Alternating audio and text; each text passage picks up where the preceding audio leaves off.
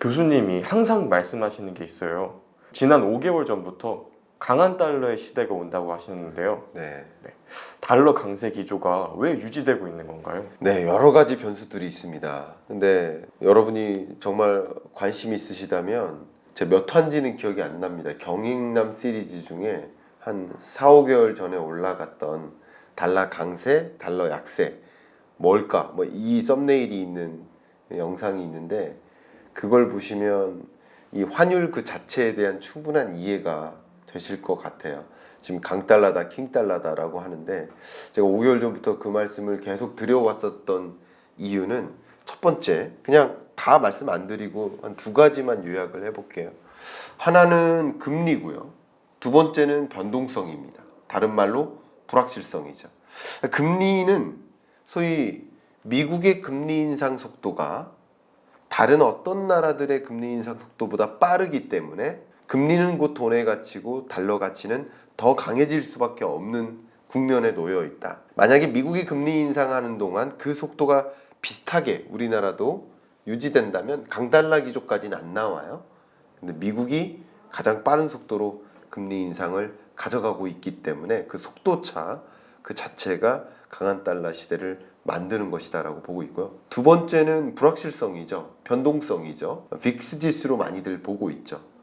그럴 때는 이렇게 지금처럼 불확실성이 고조되고 CPI 얼마 나올지 모르겠어. 제롬 파월이 또 잭슨 홀 미팅에서 뭐라고 얘기했는지 모르겠어. 아니면 뭐 이번 FOMC 회의 때 9월 FOMC 회의 때 금리 인상폭을 얼마나 가져갈지 모르겠어. 모르겠어 하는 것들이 불확실성이거든요. 전쟁도 언제 끝날지 모르겠고 코로나19는 또 언제, 그러니까 이런 여러 가지 불확실성이 계속 복합적으로 작용하다 보니까 그러다 보니까 자연스럽게 안전자산 선호 현상이 나오는 거죠. 이렇게 불확실성이 고조될 때 공격적 투자를 하고 싶을까요? 안전자산, 지키는 투자를 가져가는 그런 마음이 클까요? 안전자산이죠. 네, 그런 것들이 안전자산 선호 현상이고 안전자산의 가장 대표격이 달러이니까. 그리고 이 와중에 미국 경제는 탄탄하잖아요.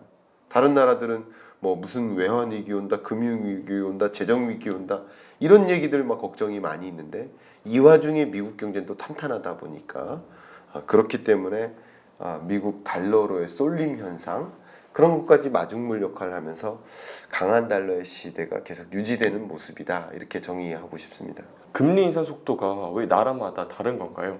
너무 좋은 질문 주셨어요. 금리 인상 속도가 나라마다 다른 이유는 첫 번째는 물가 상승 압력이 나라마다 달라요. 그러니까 미국도 고물가고 우리나라도 고물가지만 미국 할 때 비교할 때가 아니에요. 지금 미국 물가가 9.1%잖아요. 8.5%로 떨어졌지만 근데 우리나라는 가장 높았던 최근 근래 물가 상승률이 6.3%였잖아요.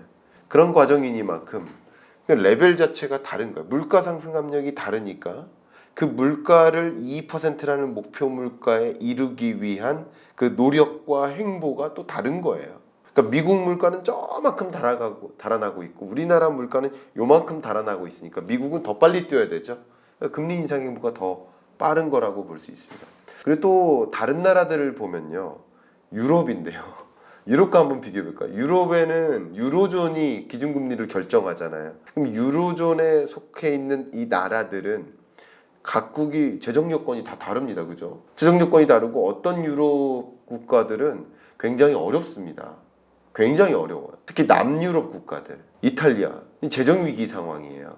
그런데 그 국가들이 이 금리 인상이라는 것은 금리 인상을 해도 경기가 뒷받침될 거다라는 자신감의 어떤 표현인데 유럽 같은 경우는 미국만큼이나 고물가에 시달리지만 그 고물가 국면에서 정말 이 같이 금리 인상해버리면 어떤 나라들은 같이 금리 인상하면 좋겠지만 다른 여러 나라들은 금리 같이 인상해버리면 안 된다고 하는 입장도 있거든요. 그럼 여러 나라들의 입장이 다르기 때문에 그런 입장이 다른 것들을 감안해서 금리 인상 행보를 해야 되기 때문에 유로존의 금리 인상 행보가 그렇게 빨리 나타날 수는 없는 거예요. 쉽게 말하면 몇몇 국가들은 빅스텝, 자연스텝 하고 싶기도 하지만 또 몇몇 국가들은 금리 인상 안 했으면 좋겠다는 거죠. 그런 것들을 고루 반영하다 보면 당연히 금리 인상 속도를 강하게 유지할 수가 없죠. 이 와중에 일본은 금리 동결이죠. 왜요? 일본은 자기들이 그토록 바라던 그 물가를 그냥 어부지리로 만난 거예요. 계속 저물가, 마이너스 물가 이것을 경험하다가 2%라는 물가 상승률을 맞춰준 거예요. 결과적으로 의도적으로 맞춘 게 아니지만, 그러니까 금리 인상할 필요가 있습니까? 경기 부양적으로만 움직이면 되는 거죠. 중국은 이 와중에 금리를 인하하지 않았습니까? 그러니까 이런 것들은 금리 인상 속도가 그 국가마다 처해 있는 환경이 다르기 때문에, 그렇기 때문에 미국 달러 가치가 강한 것이고요. 또 우리나라 같은 경우는 상대적으로 빅스텝을 한번 하긴 했지만 그래도 우리 갈 길을 가자 하면서 베이비 스텝 행보를, 어쨌든 금리 인상 행보를 하지 않습니까? 이런 것들은 그나마 우리나라 통화의 절하폭이 약한 것이다. 우리나라 통화보다 달러 가치가 더 강하긴 하지만 상대적으로 우리나라는 다른 주요국들에 비하면 그래도 강한 편이다. 절하폭이 낮은 편이다. 이렇게 해석할 수 있겠네요. 교수님, 네. IMF의 경고라고 하셨죠? 네. 진짜 이러다가 외환위기 오는 거 아닌가요? 한국은행은 왜 금리 인상 속도를 느리게 하는 걸까요? 네. 외환위기 오는 거 아닌가 이런 걱정들을 좀 하시는 것 같아요. 근데 뭐 제가 아무 위기 안 온다라고 말씀드린 것은 아니라 외환위기 여부 혹은 재정위기나 금융위기 여부를 진단하는 그 지표들이 있습니다. 그 지표들을 가지고 이 정도면 외환위기 올 수 있구나. 그럼 조심해야 되겠구나. 그러니까 외환위기 안 올 수 있도록 통화정책에 대응을 해야 되겠구나. 다른 말로 미국이 자이언트 스텝 할 때 외환위기 안 오게 하도록 우리도 자이언트 스텝 해야 된다 라는 이야기들도 있습니다. 근데 그렇게 하다 보면 또 다른 잃는 것들이 있기 때문에 같이 못하는 겁니다. 이해가시죠? 근데 자이언트 스텝을 안 한다는 얘기는, 베이비 스텝만 한다는 이야기는 외환위기 가능성이 낮다라고 판단하는 거예요. 그 낮다라고 판단하는 이유는 뭘까요? 여러 가지 것들이 있지만 우리나라가 1997, 8년에는 해외로부터 채무도 있고 채권도 있겠죠. 그러니까 채권은 돈을 빌려준 거고요. 채무는 우리가 갚아야 될, 우리가 빌린 돈인 거예요. 근데 순채무국이었어요. 우리나라가 갚아야 될 돈이 더 많았던 순채무국이었어요. 근데 지금은 순채권국이에요. 그 채권의 정도도 엄청나게 큽니다. 그러니까 우리나라가 갚아야 될 돈보다 당신 돈 갚으세요 할 돈이 더 많다는 거예요. 그러니까 순채권국이기 때문에 그때의 여건과는 완전히 다르다. 그리고 우리나라가 갚아야 될 돈을 크게 두 가지로 분류하죠. 그걸 이제 외채라고 하는데, 그 외채를 두 가지로 분류하면 단기 외채와 장기 외채.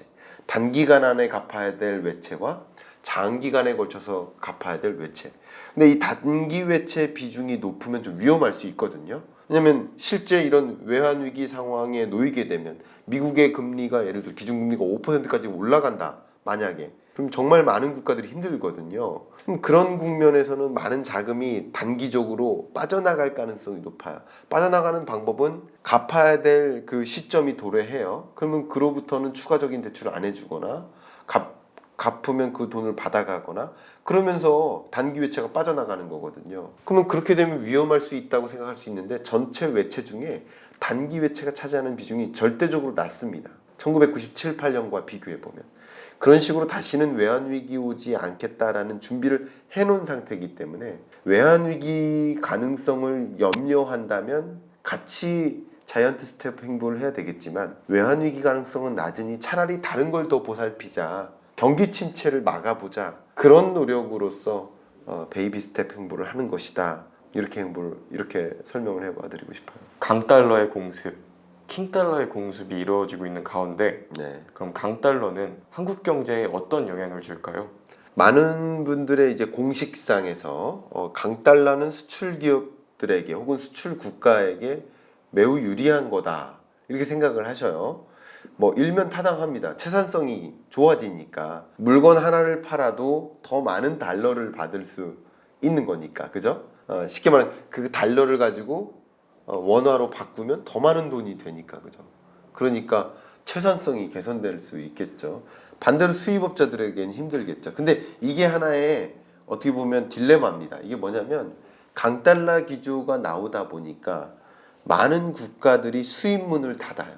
이 와중에 왜냐하면 많은 국가들의 지급 결제 통화가 달러거든요. 그럼 달러로 지급 결제를 해야 되는데 달러 가치가 강하니까 차라리 그동안 비축해뒀던 비축분을 쓰자. 예를 들면 농심에서 여러 곡물을 비축하고 있을 겁니다. 그럼 곡물을 가지고 과자도 만들고 라면도 만들 거예요. 그러면 이렇게 강달러 기조, 특히 초강달러, 슈퍼달러, 뭐 이렇게 킹달러 이런 국면에서는 더 적극적으로 수입합니까? 기존 비축분을 사용할까요? 기존 비축분을 사용하죠. 많게는 그 비축분이 뭐 6개월, 1년 정도 되는 비축분. 그러니까 농축수산물 말고요. 그 밖에 원자재 같은 경우는 그 비축분이 1년 내에 해당되는 것들도 있습니다. 그러니까 그런 것들을 추가적으로 사용을 하고요. 달러 가치가 약할 때 그때 수입을 또 적극적으로 늘려나가는 그게 이제 해칭하는 거예요. 기업들의 전략인 거죠. 그렇기 때문에 수입문이 닫히는 거예요. 우리나라의 수출 대상국들이 수입문을 닫아 나가죠. 그러니까 세계 교역량이 축소되니까 우리나라도 뭐 그렇게 유리하지 않은 거라고 볼 수 있는 거죠. 그리고 또 중요한 것은 그럼으로 인해서 무역수지 적자 기조가 나오는 거 아닙니까? 지금 많이들 걱정합니다. 우리나라 파산하는 거 아니냐. 무역수지가 적자다. 그 적자폭이 역대 최고치다. 굉장히 위협스럽습니다. 그것은 우리나라의 수출 규모가 뚜렷하게 늘지 않아요. 왜냐하면 세계적으로 교역을 닫기 시작하거든요. 그런 와중에 이 무역수지 적자라는 말은 총수출에서 총수입을 뺀 건데 그럼 총수출 빼기 총수입이 마이너스면 적자거든요. 다시 말해서 수출보다 수입이 더 많으면 무역수지 적자거든요. 그 무역수지 적자 기조가 계속 나오고 있는 거예요. 그 이유는 아까 말씀드렸던 총수출은 변변치 않아요. 근데 수입은 계속 늘어나는 거예요. 수입은 왜 늘어날까요? 재밌게도 수입문을 닫고 있는데도 왜 수입 규모가 늘까요? 수입 규모는 다른 말로 수입액이거든요. 매출액 같은 거예요. 그럼 수입액은 어떻게 계산합니까? 단가 곱하기 양이죠. 근데 양은 줄이더라도 혹은 양은 고정되어 있다 하더라도 단가가 올라가는 거예요. 더 많은 달러를 지불하고 쓰는 거예요. 쉽게 말하면.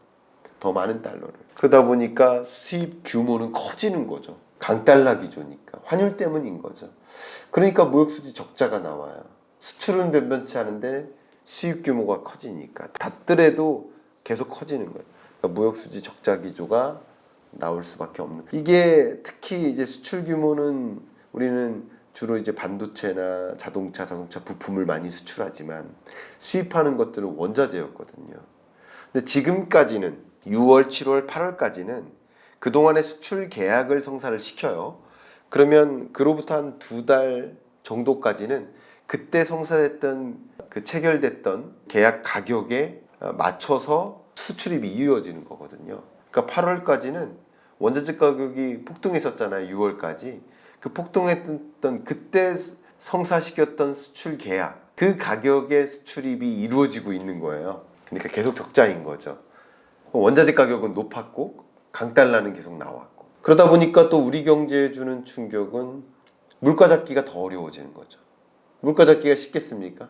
강달러인데 우리가 여러 가지 원자재를 계속 수입해다 쓰는데 그럼 원자재 가격은 높았었고 그게 소진되기까지는 상당히 소비자 물가가 높을 수 있고 원자재 가격이 잡힘에도 불구하고 강달러 기조가 나오니까 원자재 가격이 떨어지는 것을 강달러가 상쇄시켜 버린 거예요. 그럼 수입 물가가 계속 높아요. 수입 물가가 높으면 생산자 물가가 높고 그게 소위 우리나라의 소비자 물가를 좌지우지하니까 물가 잡기가 쉽지 않은 거죠. 강달러가. 이것이 이런 여러 가지 영역에 걸쳐서 우리 경제에 좀 악영향을 주고 있는 모습이지 않을까 생각합니다. 아무래도 무역 적자는 한국 경제에 심각한 상황이겠죠. 네, 무역 적자는 뭐 심각한 상황이죠. 최대, 그러니까 거의 66년 만이라고 하는데요. 근데 사실 66년 전에는 이 수출입에 관한 통계가 없었습니다. 66년 전이 언젠지 생각해 보세요. 전쟁 후예요. 그러니까 그 전에는 우리 한국의 수출입 통계 자체가 없었어요. 그러니까 그 이후에 최고치니까 이거는 역사상 최고치인 거죠. 근데 우리나라가 수출 의존도가 높은 나라, 무역으로 먹고 사는 나라, 그런 나라인데 무역 수지마저 적자면 우리 한국 경제가 버틸 수 있습니까? 네, 버티기 어렵죠. 근데 제가 어제도 그런 통화를 했었지만 기자가 물어봤어요. 생산 활동과 관련된 산업 활동 동향 조사 결과가 발표가 됩니다. 월 말에. 그 기사가 나올 때 이제 제가 그 기자한테 코멘트를 해준 거죠. 이런 통계가 나오는 배경은 이런 것이다. 근데 그 통계가 뭐냐면 기업들의 생산이 줄어요. 생산 활동이 위축돼요. 투자 규모가 줄고 있어요. 소매 판매가 위축돼. 다른 말로 소비자들의 소비가 줄고 있어요. 근데 이 와중에 무역마저 줄죠. 그러니까 이런 것들을 다 더하면 쉽게 말하면 이게 GDP거든. 우리 경제가 안 좋아지고 있다라는 것이죠. 심지어 소매 판매액이 6개월 연속 줄고 있는데요. 그것은 우리나라 역사상 또 처음 있는 일이에요. 그러니까 이렇게 여러 가지 지표들이 역사상 처음 있는 것들이 굉장히 많아요. 이런 것들은 이제 강달러가 물가 잡기를 어렵게 만들고 그것이 주는 또 다른 충격들, 무역수지 적자라든가 이런 것들을 야기하니까 기업들이 수출도 안 되는데 소비도 안 되는데 굳이 적극적으로 신산업 하겠다고 투자하겠습니까? 생산 설비를 늘리겠습니까? 생산량을 늘리겠습니까? 안 된다는 거죠. 이런 것들이 우리 경제를 위협하는 가장 위협적인 요소가 아닌가. 단순히 킹달러는 킹달러로 끝나는 것이 아니라 굉장히 어렵게 만드는 것이 아닌가 뭐 그런 생각을 하게 됩니다. 정부 차원의 개입 역시 역대급이 아닐까 싶습니다. 외환 당국에 이어 심지어 대통령의 구두 개입까지 이어졌죠. 네, 올해 이 외환 당국이죠. 이들의 공식적인 구두 개입만 4번 있었습니다. 지난 23일 날 원달러 환율이 1346원을 넘어서면서는 그때는 윤석열 대통령까지 이 환율 안정을 시키겠다라는 그런 언급을 했죠. 우리가 그냥 지켜만 보진 않는다.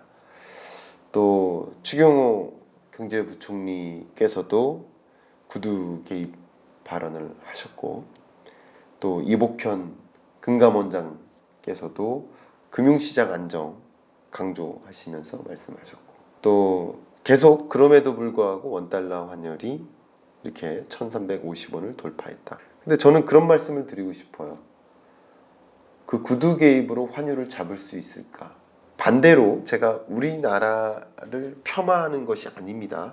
이 시장을, 이 외환 시장의 변화를 여러분이 전지전능한 시각으로 바라보셨으면 좋겠다라는 말씀을 드리고 싶은데 우리나라가 원달러 환율을 결정합니까? 미국이 결정합니까? 다른 말로 윤석열 대통령이 결정합니까? 바이든이 결정합니까? 물론 구두 개입 발언 자체는 뭐 외환으로 뭐 투기를 막겠다 이런 거 가능합니다. 근데 그건 일시적인 거고요. 구조적으로 봤을 때 바이든이 강달러를 원한다는 것을 기억해야 됩니다.